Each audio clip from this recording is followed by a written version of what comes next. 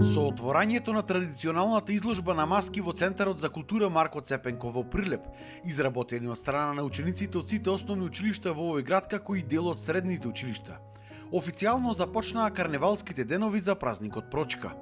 Изабела Талевска од училиштето Свети Кирил и Методи од селото Подмол ја освои гран-при наградата со својата прекрасна маска, изработена исклучиво од природни материјали. Мојата маска е од училиштето Кирил и Методи. Мојата е таа. Ја работев еден месец скоро. Немав некоја посебна мотивација, само едноставно користев природни материјали и така ја направив. Дали досега имаш учествувано на овие изработки на маски секоја година за празникот Прочка? Да, учествувам 4 години, ова ми е 4-та година и прв пат освојувам место. Инаку училиштето Свети Кирил и Методи од селото Канатларци и Подмол скоро секоја година ги имаат едни од најкреативните маски, кои ги изработуваат од материјали собрани во околината на овие населени места.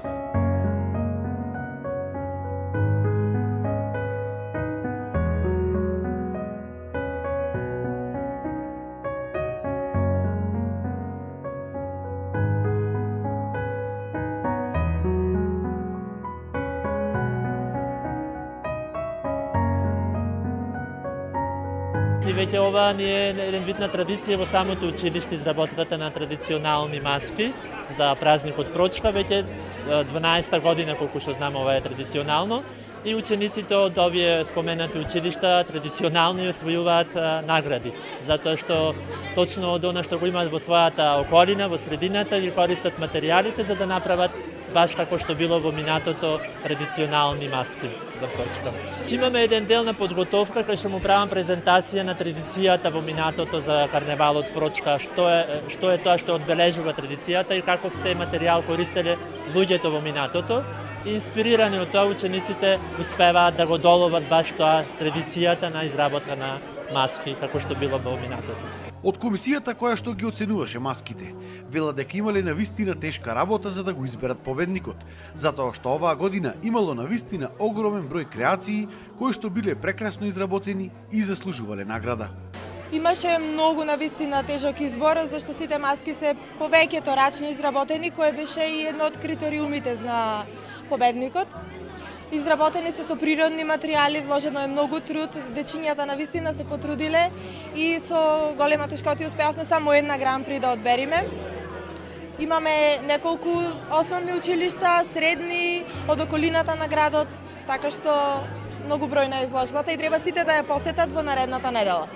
Традиционално учествуваат на ова изложба повеќе од 500 изложувачи, од вештите раце на учениците, сигурно под менторство и на нивните наставници или одделенски раководители. Со тоа ја збогатуваме и традицијата, ја одржуваме и традицијата и ја збогатуваме креативноста на нашите автентични, идни, можеби уметнички творци. Инаку во Прилеп веќе се е подготвено за главното дефиле за карневалот Прочка, кое што треба да се случи во недела во центарот на градот на булеварот Гоце Делчев и плоштадот Методи Андонов Ченто. Централниот настане во недела дефилето каде што над 20 групни маски со по 50 до 100 членови ќе се представат на централната бина на плоштадот Методи Андонов Ченто. Тука се и гостите од другите градови, значи има од Мокриево, Куратица, Струмица, Охрид, Кавадарци и нашите прилепски традиционални учесници. Очекуваме над 500 маскирани учесници во дефилето.